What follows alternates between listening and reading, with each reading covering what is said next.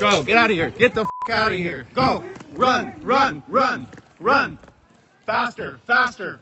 That is what's going on in Eureka these days. My buddy up here shot this not too long ago. Another homeless lady that he had run off his property. Happens all the time, he told me. Flashback. What we call a 10-year plan to end chronic homelessness in San Francisco. How are you going to solve homelessness? What are you going to do as a new mayor? And I say, well, what are you going to do? Focus on a housing first model, direct access to housing. Shelter, solve sleep, housing with wraparound and support services, solve homelessness. Homelessness absolutely can be solved. Laid out a detailed homeless strategy. There's been no intentionality on homelessness in this state for decades. It's not been a focus. I don't think we can solve homelessness. I know we can solve homelessness. We will reduce street homelessness quickly and humanely through emergency action. The highest investment the state's ever made is $1 billion on homelessness. We are poised to pass a budget in the next few hours that will provide $12 billion of investment. I can literally quantify 58,000 people that we got off the streets last year, and none of you would believe it. This state has not made progress in the last 2 decades as it relates to homelessness. Why? We're not interested in funding failure. We're not interested in failing more efficiently when it comes to the issue of homelessness and the crisis on the street. 2,000 years later. Eureka, California is in a bad place right now. And that's why I'm here, to show you. The first few years of business, you would never see somebody sit down in broad daylight and hit their arm. Never. Never. But now it's normal. Nick and Kim here from way up on the Northern California coast. Now, for years, people have been writing me emails. Nick, you need to come up to Eureka. It's the kind of place your audience would love. We're troubled too. So here we are. Now, what's going on here? Could a place as wonderful and unique and beautiful as Eureka, tucked away up in a little pocket of California, could it also have gone to crap? Well, we're going to find out right now. And I'm going to start right here in downtown because I can see it all around me. Yeah. We're in the car with a Eureka local right now, and we're going to, he's pretty much one of the most vocal people that told us we needed to come up here and see that. And here we go right here already. Is this pretty typical for what? Yeah. Yeah? Oh yeah. All day, every day. And it's always the people that are he's just laying down like he's sprawled out. It changes every day, but you'll see new people. Then go left up here. And then the thing is, you always see them hanging out, and they never clean up their garbage after them. You always have a trail like that right there. Just not a care in the world, you know. They leave all their shit. Oh God, look at this. And then yeah, check these people out over here. And usually when I drive down the street, they look pretty aggressive when you even just look at them. Like, look at the way they're looking at you right now. Yeah. They're not happy about being on camera. And then go take a right up here on the next street.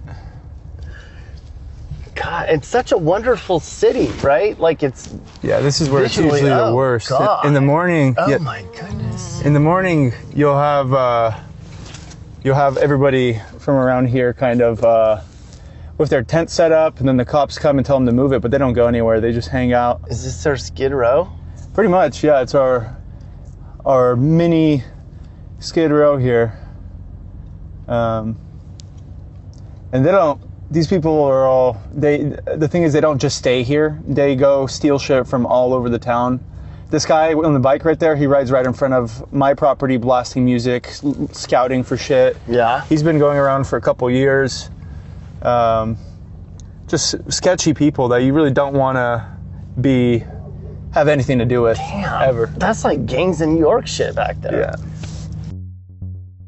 They say Eureka's a strange mix of spectacular scenery and intense addiction. You've probably heard of Eureka, but you probably don't know where it is. It's right here in Humboldt County, right along the coast. The area is wonderful. There's Redwood National Park, a bunch of other national parks, Mount Shasta, tons of forests. Eureka's not actually on the water. It's in a bay behind an inlet. A lot of the European explorers didn't even know it was back here for a long time. They just drove right by it. Couldn't even see it because of all the fog. And then one day in 1850, an expedition company came back here. They were like, holy crap, this would make for a great port town. And soon, Eureka became the most important shipping center in the area for gold miners, for the timber industry. It was a big deal here for a long time. Miners, loggers, fishing ships, the culture. It was wonderful. No place like it in California. Good values, strong families, hard work. And this area started as a boom and bust town, late 1800s. You had lumber mills popping up, and every 5 years, 2 lumber mills would come up, and every 5 years, a lumber mill would go out of business. You had fishing, boom and bust, boom and bust. You had a gold rush that came up here for a very short period of time. You had a little bit of prohibition. That's where my ancestors came in, a little bit of that. But you had this boom and bust culture. You had this behind, we call it the redwood curtain, behind the redwood curtain culture of you put everything you have into the land, into your business, into what you're trying to do, and you might make it or you might not. All during the 50s, this place was a timber wrecker. There were hundreds of mills in the area. Everybody got rich off of lumber. The environmentalists complained they couldn't do that anymore. And then they overfished, so the fishing industry collapsed. Bunch more people were out of work. Everybody was so sad. But pot, hello. Turns out this is the best place in the world to grow weed. So everybody up here was growing it. And people got rich again. It was $3,000 a pound for Humboldt County bud. Who needs timber jobs? We can grow cannabis forever. Well, not forever. California made weed legal and that ruined everything again, damn it. Now it just costs too much to get a license, but even that doesn't matter because the price went down too much. They made themselves so weed famous up here, they put themselves out of business. And now nobody around here has another bright idea. This lady right here just came by 5 minutes ago, asked me for some change. I said I did not have any. Well, she found her beer. And that is her day. Must be nice. Now today, this place has gone to shit. It's been called the drug and homeless capital of Northern California. What? Well, check this out. We drove around and walked around for a couple days and saw all kinds of shit. You can see his feet. Looks kind of comfy. Well, I mean, that's actually really sad. I mean, the fact that this is what our country's come to, that people are living like this. That big RV on the right, it's a nice RV, but she's been parked there for like 6 months, and she has like a little 3-year-old girl. They live there together. Pretty sad. Let me... All right, so they got spot shotter stuff right here in downtown Eureka. They don't just put that there for nothing. I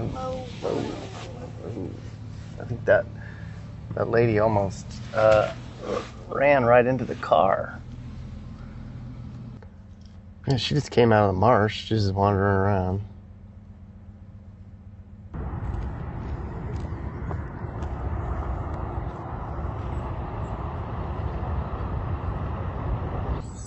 Here's the sign of the times. It was an old sawmill, machine shop, blacksmith. This is all the stuff that used to be why Eureka was really here. And that's what it looks like now. It is gone forever.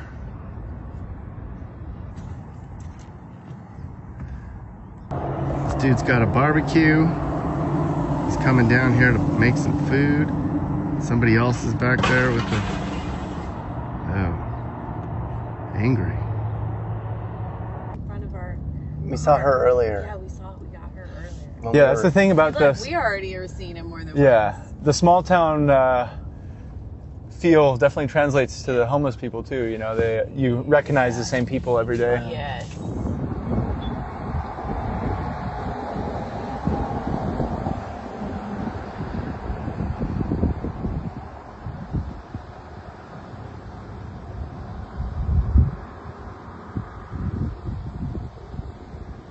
So this is another old mill? Yeah, this is an old mill. Do they get into any of these buildings? And I'm sure they do. Yeah. I'm sure they do. They get behind the fenced areas all the time, and you see them just with the It's like with these abandoned places that nobody really gives a shit about them, but I'm sure they have some security guard that patrols or, you know, calls the cops to get them out. The biggest group are the criminal drug addicts. I ran for city council years ago, and I got in so much trouble for talking about criminal drug addicts. But that's exactly what they are, because you can't give them a home, because they will invite their drug dealer buddies over, and they will turn it into a slum. And that's what's happened here in Eureka. The mentally ill make up 25% of our population. The criminal drug addicts, I would estimate, are probably about 60 to 70%. And then the third group are just those that are down on their luck. And guess what? They need help. But here's the thing, and this is what gets missed. The moment we try to help the people down on their luck, but we help everybody, the criminal drug addicts will prey on those down on their luck. They'll steal from them. They'll prey on people that are mentally ill. They'll steal from them too, and then ruin their life so much that they get even more mentally ill. So mentally ill need a set of solutions. Those down on their luck need a job. And the people that are criminal drug addicts, well, they need a jail cell, and they need to dry out and stop doing drugs. Wouldn't that be great? A criminal drug addict is always lying. So when I'm engaging them, I'm not really listening to what they're saying. I'm looking at the mannerisms they're expressing. Are they going to be violent? Are they trying to make me complacent so they can look around and steal something? I'm not really listening to what they're saying. I'm looking at the intention. And I'm looking into the soul. And with a criminal drug addict who's even 6 months in to meth or heroin, the soul is dark and it needs saving. The people who live here say, we don't have power to fix this. We've tried. We have no peace of mind anymore. Eureka is now the 6th most dangerous place in California now. Wonderful Eureka is now being called one of the top 10 worst places to live in California. People call this Eureka now.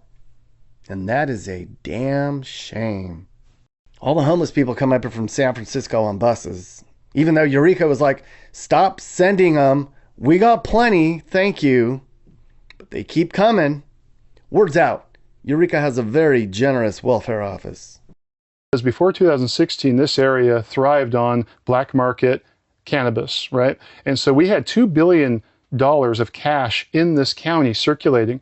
And so back then, it's a really big point. Back then, this area could afford to take care of more people. It could afford to take care of more people in the street. Not to say that it should have, the way that they're doing it now, but it could have. Now we really can't. We don't have the money. The money's gone. It's dried up. It's left the area. But the problem is, during all of that, the criminal drug element got worse and worse and worse. It has not gotten better. There's rumors of cartel activity up here of all kinds of different ethnicities, and they've been here for quite a while. They were here, of course, during the black market, but they're still here. How much has this grown? The summers are usually the worst for us. Yeah. So we kind of look forward to the winter when the rainy season comes so that it washes them away. But there's always a pop like this. It doesn't fluctuate that much. You know, maybe during the summer it'll be twice as bad as during the winter. But now with fall coming in, you know, maybe it'll wash them away. Meanwhile, $2.3 billion sent to LA County over 4 years is completely unaccounted for. That's $2.3 billion that could have been used to clean up this or find housing for people who live like this. Taxpayers have forked over tens of millions, if not hundreds of millions of dollars to fix it. And people are stealing it? It's unbelievable. And, you know, it's probably been going on for a very long time. But unfortunately, no one's really looked at it until recently. Before this position, I was in the state legislature, and we would ask a lot of questions about the billions of dollars being spent every year to solve homelessness. And we can all see with our eyes and ears that it wasn't being solved. And the money wasn't going to the people who needed it most.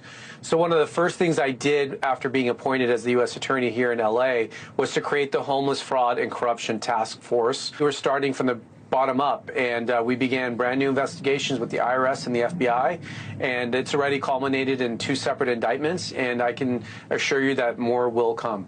In the 2 indictments you've announced thus far, in one case, somebody was taking this money that was meant to build homes for the homeless and spending it on things like tickets to Coachella concert, jewelry, and a Beverly Hills mansion.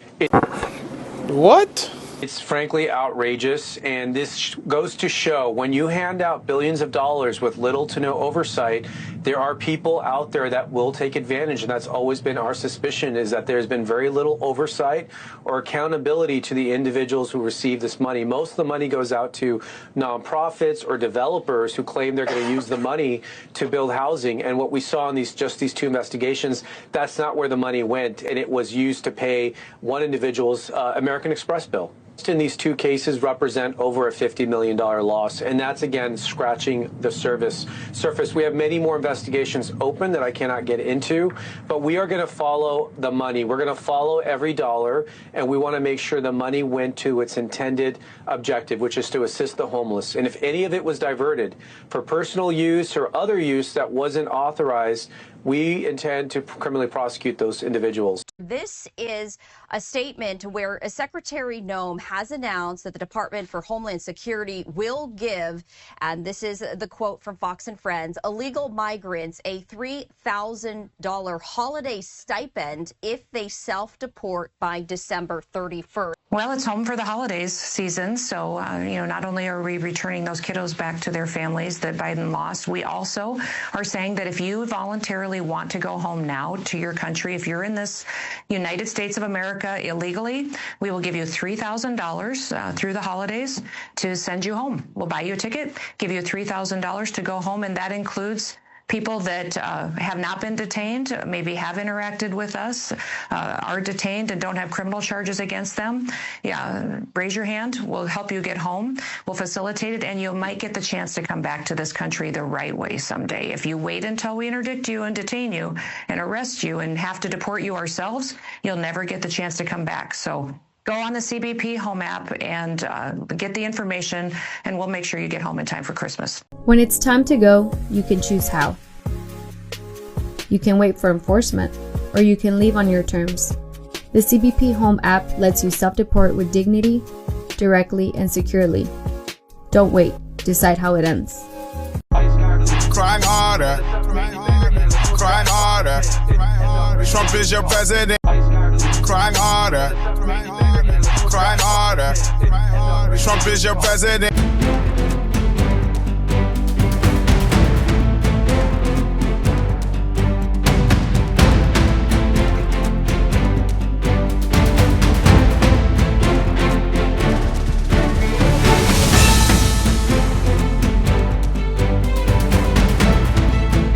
On the 3 unfired casings read, "Hey fascist!" exclamation point, catch exclamation point. Do you think Donald Trump is a fascist? Yes, I do. No one has ever been more dangerous to this country than Donald Trump, and he is a fascist to his core. Hey, let me shut down the city! We are at war! We're in a war right now. We are at war. So you have to be willing to do whatever is necessary in order to save the country.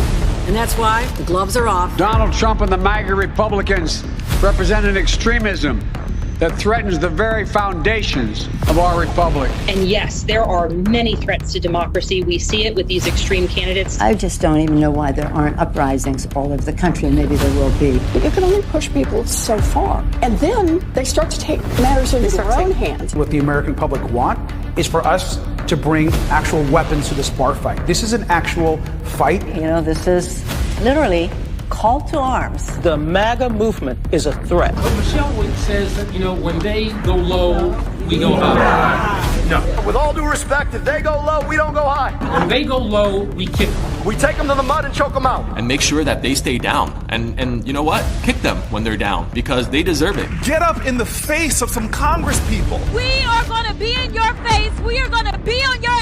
We have to fight this in the streets. We're going to fight it in the streets. It's time to step out of your comfort zone and step out into the streets. To our Republican colleagues, if you do not see the light, we will bring the fire. Resist! You and your little friend off of Twitter. Y'all about to find out. And if you see anybody from that cabinet in a restaurant, in a department store, at a gasoline station, you get out and you create a crowd. And you push back on them. And you tell them they're not welcome anymore, anywhere. He's not going to have a third term. He may not finish this term. this. The last few days you woke up thinking there might be news. Just saying. Just saying. There will be news sometime. Just so you know, there will be news.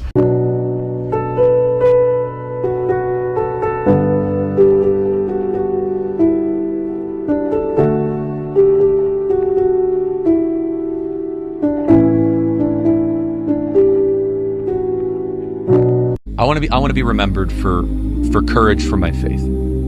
That would be the most important thing. Most important thing is my faith in my life.